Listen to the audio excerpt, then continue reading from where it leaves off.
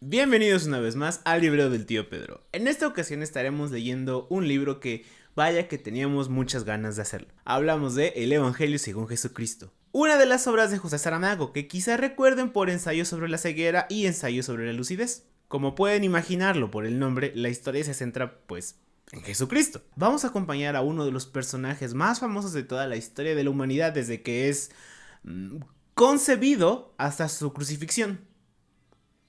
Spoiler alert, si es que no conocían el final de esta historia.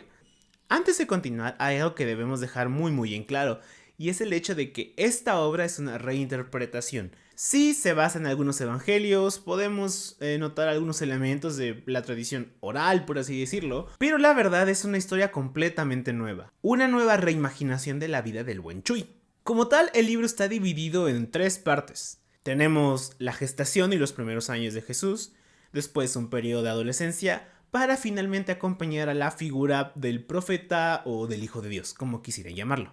El primer momento creo que es el que más cambios presentará a diferencia del resto. No me malinterpreten, sí hay cosas que se quedan de las versiones que ya conocemos, pero otras tantas van a cambiar demasiado. No hasta un punto de ser irreconocibles, pero hay ciertos giros, ciertos cambios de palabras o ciertos sucesos que tienen otra reinterpretación que poco o nada tiene que ver con lo que nosotros ya conocemos. Durante la primera etapa es donde algunos cambios habrá y creo que es donde más personajes conoceremos, ya que en vez de estar acompañando directamente a Jesús, acompañaremos a sus padres, José y María. Y aquí cabe recalcar algo, José al fin tiene protagonismo en esta historia. Sí, sabemos que es importante, sí, sabemos que fue el padre de Jesús, pero aceptémoslo, después de unas cuantas páginas en todos los evangelios pasa a ser un personaje secundario, terciario, de fondo, por lo que aquí se le dio una profundidad y personalidad que creo resultará bastante interesante, puesto que hay un episodio que tarda un poco en aparecer, eso sí, que cambia muchísimo a José. No es la gestación, no es aceptar que es el Hijo de Dios, sino algo más personal y un poquito más tétrico hasta cierto punto. Aparte, María también sigue siendo protagónica, solo que aquí la abordamos desde otra perspectiva, conociendo lo que ella siente, espera, anhela, puesto que tenemos a una mujer que ahora tiene que aceptar esto que se le ha encomendado y hasta cierto punto lidiar con un destino que se le fue impuesto y no tanto que ella pidió. Durante la segunda parte de este libro, es decir, la adolescencia de Jesús, hay cambios muy interesantes. Creo que es de los momentos donde menos información tenemos de lo que sucedió con la vida de este muchachón, así que aquí Saramago dejó volar completamente su imaginación. Vemos a un Jesús siendo instruido por un personaje bastante peculiar y además ciertos cambios en su manera de ver el mundo también acontecen aquí. No quiero decir mucho más al respecto, puesto que esta es una de las etapas cruciales y centrales de la vida de Cristo. Pero hay una revelación hacia el final de la historia con este personaje que les menciono, que si bien puede intuirse, o al menos te da la impresión de que hay algo aquí que no tiene mucho sentido o como que está un poco extraño, leer este destape es...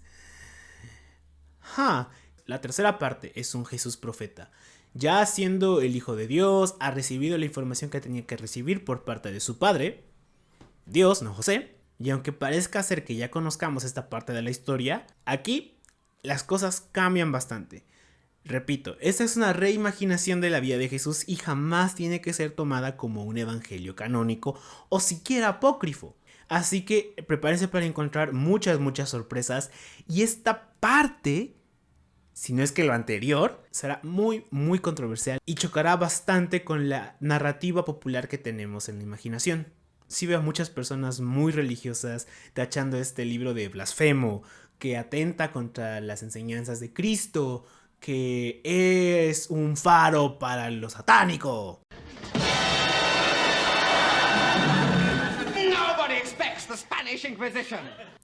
Puesto que hay ciertas palabras, ciertos mensajes, ciertas relaciones que se dan de una manera bastante diferente, pero que nos dan a un Jesús más humano, nos acercan como creo ninguna otra obra ha conseguido acercarnos o hacernos imaginar qué es lo que sentía, qué es lo que pensaba Jesús, puesto que es el Hijo de Dios. Y tener esta responsabilidad y este trabajo contigo todo el tiempo ha de ser bastante agotador. Asimismo, las relaciones que tuvo Jesús irán cambiando. Y con sus apóstoles, con Juan el Bautista, con su familia, el trato que le da María y sobre todo una de las más controversiales, que aquí sí les juro que los van a tachar de muchísimas cosas, y es que aparece un personaje que es bastante controversial. Una muchachona conocida como María que viene de un pueblo conocido como Magdala. Y quiero recalcar, hay un cambio al final de la obra que reestructura todo. Todo. Hay una parte que para algunos podría no tener sentido, ya que Dios se mete un discurso bastante interesante y bastante cuestionable. Y de hecho hay una parte dentro de este mismo discurso donde, oh por Dios, te lo saltas porque es bastante aburrido, porque son nombres y nombres y nombres y nombres, pero va a agarrar bastante sentido al final de la historia. Así que ténganle paciencia, se los pido por favor, tengan mucha paciencia. También hay que reconocer que José Saramago realizó un excelente trabajo de ambientación, ya que nos logra situar en una Judea del primer siglo de nuestra era. No somos expertos en la historia, ni en la geografía, ni en la política, ni en la lengua que se usaba en Judá en ese entonces.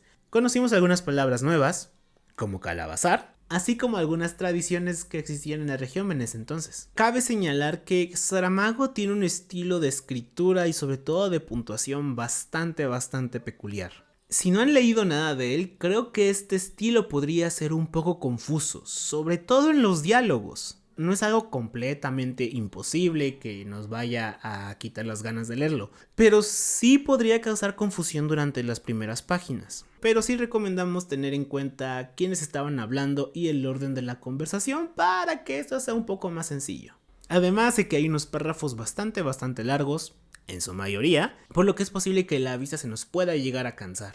Y hablando de eso, la versión que nosotros utilizamos fue un libro digital, por lo que recomendamos ampliamente leerlo de esta manera o en su defecto conseguir alguna versión con la letra bastante grande, ya que si bien son como 400 páginas, en realidad yo me atrevería a decir que están leyendo por ahí un libro de 600, 700. La traducción en español fue hecha por Basilio Losada, quien consideramos hizo un excelente trabajo, ya que nunca sentimos una palabra extraña y creemos respetó bastante bien el estilo de Saramago, que ha de ser bastante difícil si me lo preguntan. En conclusión, este es un libro bastante bueno, vale la pena leerlo completamente y sí, va a haber unas partes bastante lentas, un poco tediosas, algo aburridonas, pero solo es un momento, se los prometemos. Jesús, que hasta cierto punto está conflictuado, nos parece un excelente personaje.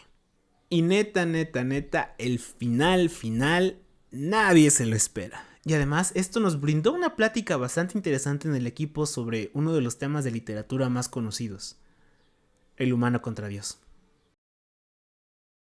Recuerden darle like y compartirlo con quien más confianza le tengan. Y además tenemos un perfil de Goodreads. Bueno, el mío, porque es el que ya estaba activo y nos dio flojera crear una nueva página. Así que ahí podrán conocer lo que pensamos de algunos de los libros que hemos reseñado, ahora sí con spoilers. Nos estaremos viendo la próxima. ¡Chao!